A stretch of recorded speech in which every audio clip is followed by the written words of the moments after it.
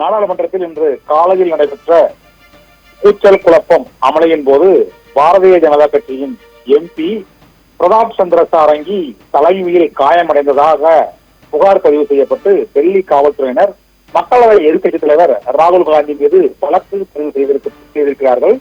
தற்போது இது தொடர்பாக போராட்டம் தொடர்ந்து நடைபெற்று வந்த சூழ்நிலையில் இன்று காலையில் நாடாளுமன்றம் கூடியதிலிருந்தே உள்துறை அமைச்சர் அமித்ஷா மன்னிப்பு கேட்க வேண்டும் என்றும், மாலையில் காங்கிரஸ் எதிர்கட்சி தலைவர் ராகுல் காந்தி பாஜக எம்பி மீது தாக்குதல் நடத்தியதாகவும் அதனால்தான் அவருக்கு காயம் ஏற்பட்டது என்பதால் அவர் மன்னிப்பு கேட்க வேண்டும் என்றும் பாரதிய ஜனதா கட்சியின் எம்பிக்களும் காங்கிரஸ் கட்சி தலைமையிலான இந்தியா கூட்டணி கட்சி எம்பிக்களும் தொடர்ந்து போராட்டத்தில் ஈடுபட்டனர். இந்த சூழ்நிலையில் பாரதிய ஜனதா கட்சி எம்பியை தாக்கியதாக டெல்லி காவல்துறையில் புகார் அளிக்கப்பட்டது. இந்த புகாரின் அடிப்படையில் மக்களவை எதிர்க்கட்சித் தலைவர் ராகுல் காந்தி மீது வழக்கு பதிவு செய்யப்பட்டிருக்கிறது. இதனால் ராகுல் காந்தி கைது செய்யப்படுவார் என எதிர்பார்க்கப்படுகிறது.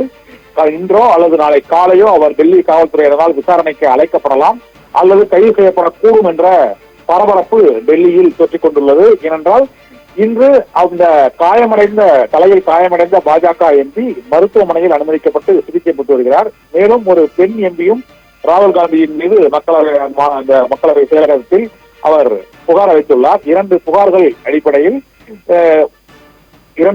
அடிப்படையிலும் காங்கிரஸ் கட்சியின் மக்களவை எதிர்க்கட்சித் தலைவர் ராகுல் காந்தி மீது வழக்குகள் பதிவு செய்யப்பட்டிருக்கின்றன. இதில் பாரதிய ஜனதா கட்சி எம்பியை தாக்கியதாக வழக்கு பதிவு செய்யப்பட்டிருப்பதால் நாளை ராகுல் காந்தியிடம் காவல்துறையினர் சமன் அனுப்பி விசாரணை நடத்தக்கூடும் என எதிர்பார்க்கப்படுகிறது. ஒருவேளை ராகுல் காந்தி கைது செய்யப்பட்டால் இந்த அமித்ஷா மற்றும் ராகுல் காந்தி விவகாரம் அடுத்த கட்ட சர்ச்சையை நோக்கி செல்லும் என எதிர்பார்க்கப்படுகிறது. நாடாளுமன்ற கூட்டத்தொடர் நடைபெற்று வரக்கூடிய நிலையில் மக்களவை எதிர்க்கட்சித் தலைவர் ராகுல் காந்தி மீது டெல்லி காவல்துறை வழக்கு பதிவு செய்திருப்பது நாடு முழுவதும் பரபரப்பை ஏற்படுத்தி இருக்கிறது.